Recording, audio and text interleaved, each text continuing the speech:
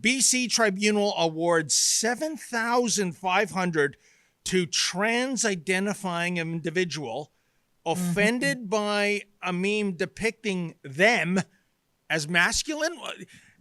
Drea, me being a bear of very little brain, I am so confused just reading the headline. What's going on here? Well, you talked about the war on men, and that's a real thing. Uh, there's also a war on women, in my opinion. Oh, And these yes. sorts of examples are a prime example. You know, a woman is now a hairy man in a child's bikini. True story. True story out here in British Columbia.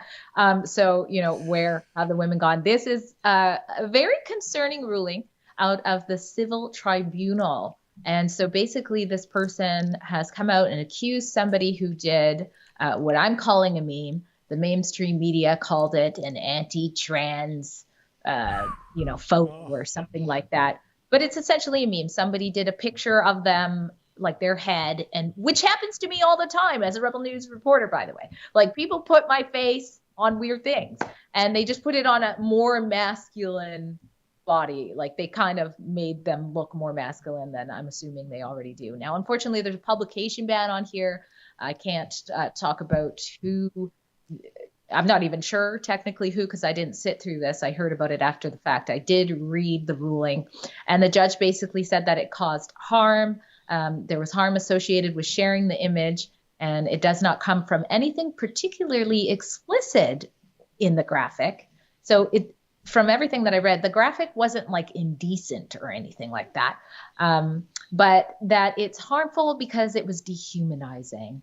And apparently, the judge also spoke about how in there the person, the complainant, was against BT. I will call that person, did misgender AQ quite a few times. Now, the judge, judge is not the right word, I don't think, no. actually. The chair, the vice chair, sorry. The The vice, kangaroo. yeah, the vice chair of the kangaroo court. Um, they also pointed out that when AQ wanted to have, I think it was $25,000 for like the time spent on doing the application and everything, the chair said, well, a lot of time was wasted because you used AI so much to do your documents that it included false things and just like needless case things that had like nothing to do. So basically, they said, no, you're not having 25,000, but they did rule. I think it was 2,500, so a total of $7,500. This person got essentially for a meme, if you could even call it that meme. Well, Because Dre, the way I look at it, this is someone who is potentially mentally ill, gaming the system, and the system acquiescing to the gaming. And what's really disturbing is that I thought concepts like parody were protected. And I'm talking about whether it's yeah, a satire in Mad Magazine or a political cartoonist, using extreme examples to make his case. yeah. Does this set a precedent that you better watch out because some kook out there might take you to a human rights tribunal?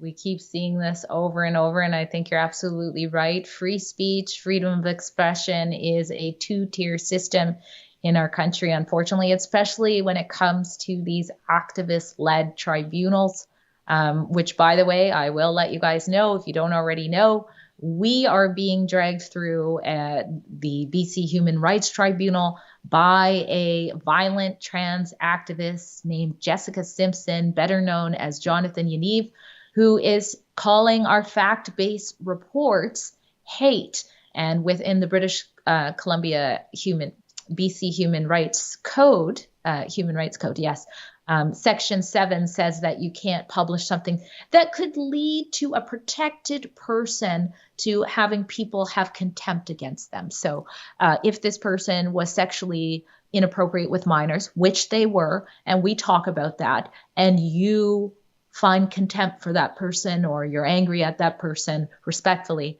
apparently that is hate. So please support the thousands of dollars we've already had to spend. I think we're at 10,000 just preparing for this.